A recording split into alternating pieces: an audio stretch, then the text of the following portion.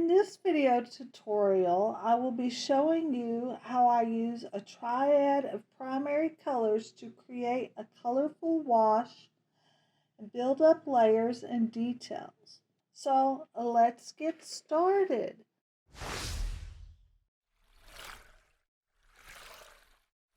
So I'm going to just quickly go over the colors. I am revisiting my Daniel Smith collection of colors. I've done a previous review on these about 5 or 6 months ago. I will be linking that so you can see that if you haven't. Let me go over the colors real quick that I'm going to be using today.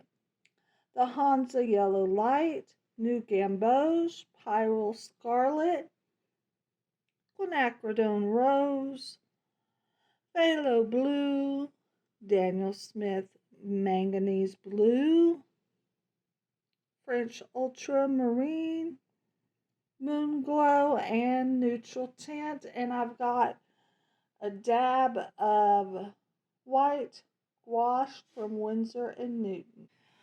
Okay, so I've roughly sketched out. I'm going to go ahead and refine some of this castle back here because I feel like I would still see some of this castle top here, okay, in the background. So we'll trying to get the perspective right. So this line and this line will be at the same angle.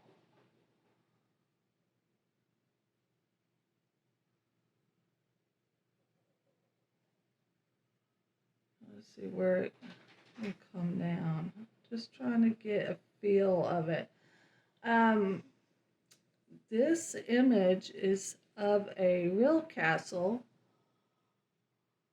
called the Urquhart Castle on the Loch Ness. And currently it is just rubble with a wall here, but I wanted to go ahead and try to use my imagination of how would that be filled in if the top of it was still. And I'm just going to go like that. That's how I think it would be. And then there's trees here. Here's a hill. It's looking down the hill. And here's our loch, and there's Nessie. So let's get started. I'm going to start by creating a wash in triad colors. What do I mean by triad colors? Well, I'm going to use primary colors for my first washes. There is an artist named Laurel Hart, I believe is her name, and she teaches this technique. I can link her page, her YouTube, but what it is you take your primary colors like your yellow, and this is really nice about the Daniel Smith ones, or this yellow is very nice and transparent. For my red, I'm going to be using the Quinacridone Rose. Then I'm going to use a blue, probably my manganese. All of them very transparent. And I'm going to be getting quite a bit of each color, so don't want to run out. So I'm mixing my colors up first. I might even spray more water on there. I want them pretty well diluted because my first wash especially is going to go on pretty light. It's very similar to me to cerulean, but the difference is the manganese is a lot more transparent. And transparency is really what I want to emphasize for your first washes. This manganese, I love the color and I love using it for mixtures, but it can take a little while to activate with water.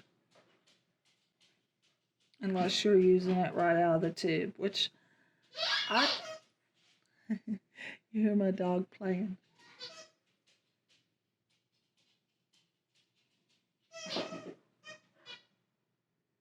Are you playing, Sandy? Can you go be quiet for Mama? Alright, and another thing that you may notice is I have my easel at about a 30-degree angle because I want my colors to slowly come down. And I'm just going to start at the top, keeping in mind where are my cools and warms at. So we're thinking in terms of temperature. And I'm going to get enough paint to where it starts to just leave a bit of a bead across. And as I come in,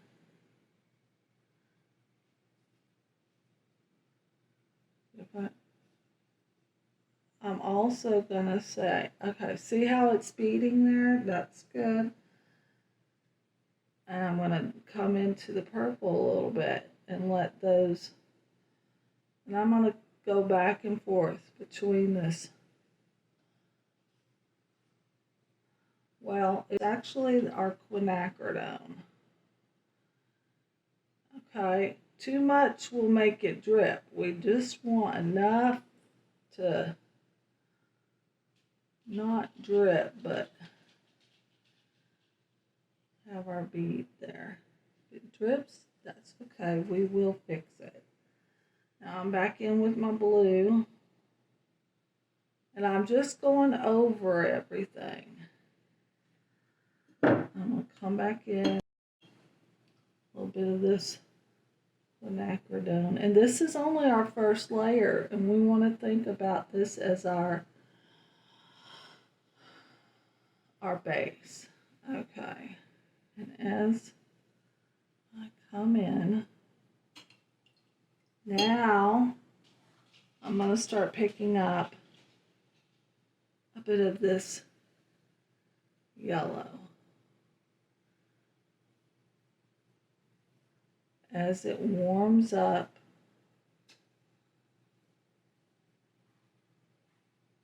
here.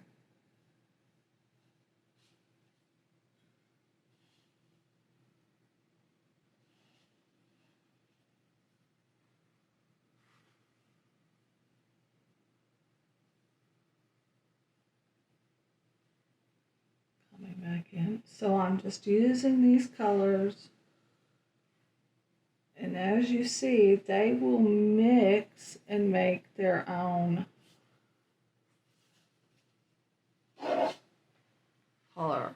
Alright, so that first layer has dried and I've already mixed up again my blue, my quinacridone rose, and my yellow. But this time I haven't watered them down as much. So I'm going to come in here and do basically the same thing, except this time I'm going to go in even a little bit more. Keeping in mind,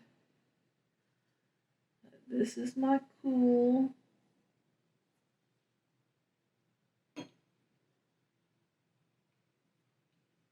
I want to work fast so that I don't get streaking in here.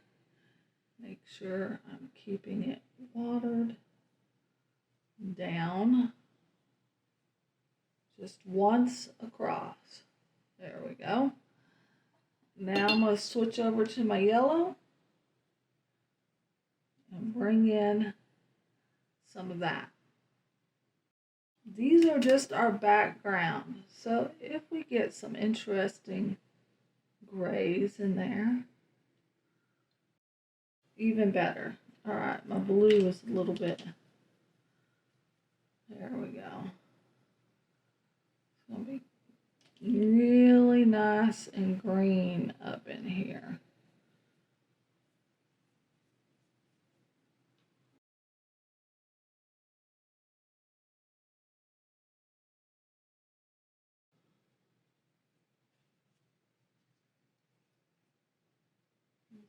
Blue and yellow.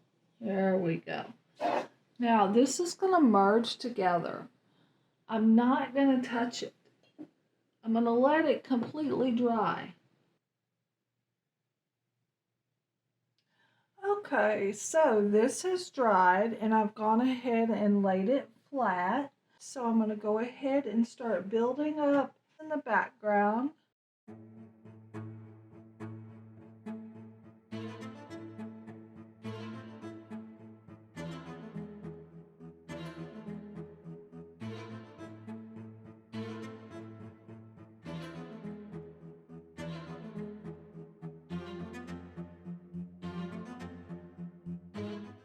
I'm going to let these paints do a lot of the work themselves. Right now, I'm trying to get some more texture in there.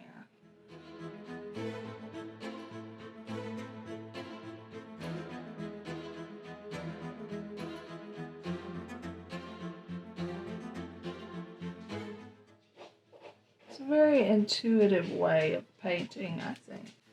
I think I will do just a little bit of lifting with a little bit of a paper towel. Just on where the tops of the trees are going to be coming in here. But I'm probably going to go ahead and speed this up and put on some music and break in when I need to say something important.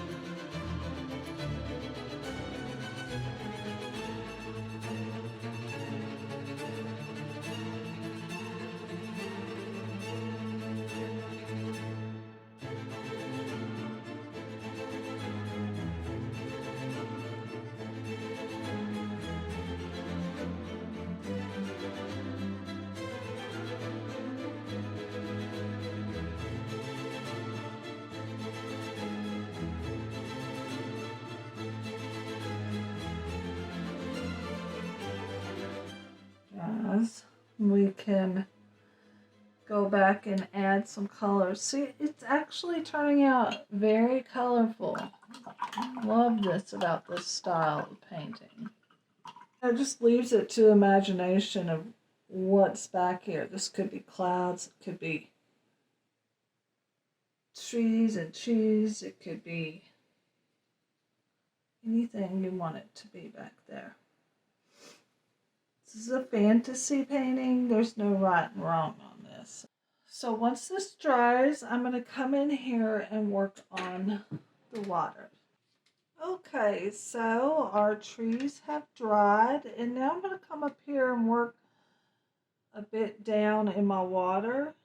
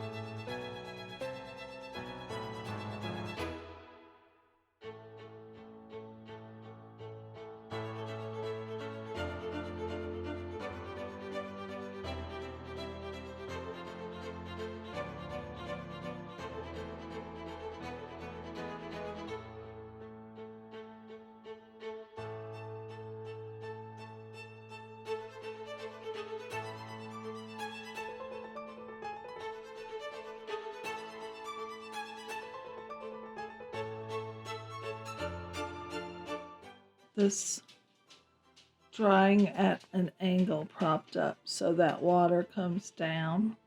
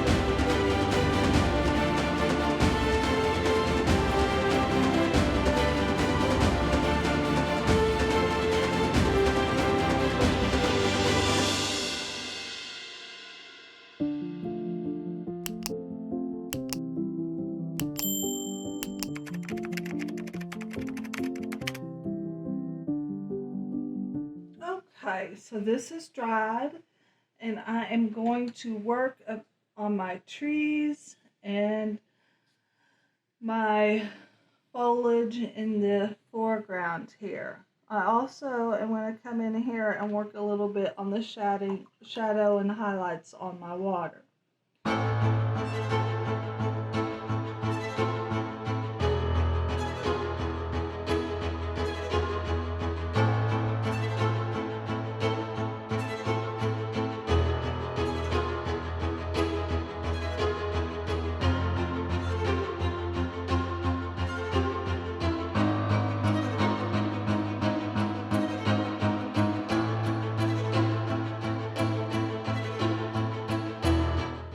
I could not tell you what color green this is because I just keep mixing as I go. Lighter, darker, lighter, darker. I mix the mixes.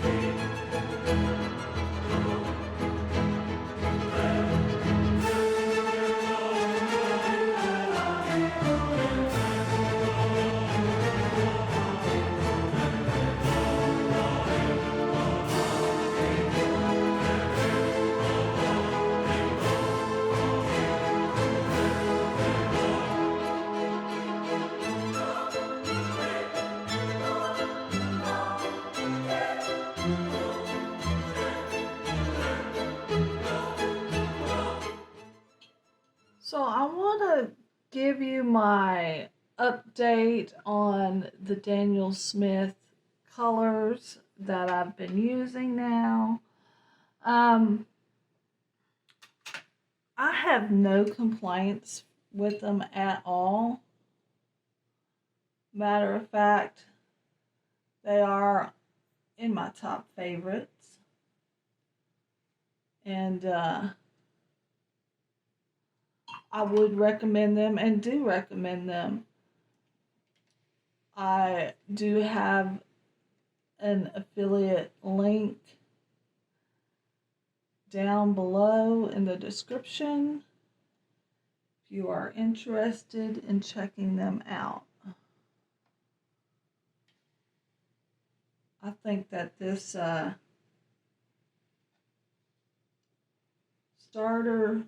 this little essential set is perfect for a little starter set. There's really not anything that I feel like I'm missing when I use this set.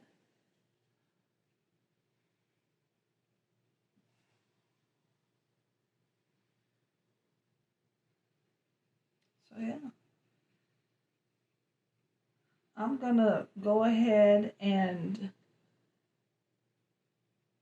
finish up these trees by just adding some shadows in, finishing a little bit of highlights on my water, and then I will put up a picture of the final result. Be sure to check out the full review on these Daniel Smith Essential Palette set, as well as my other demonstrations and reviews. Thank you.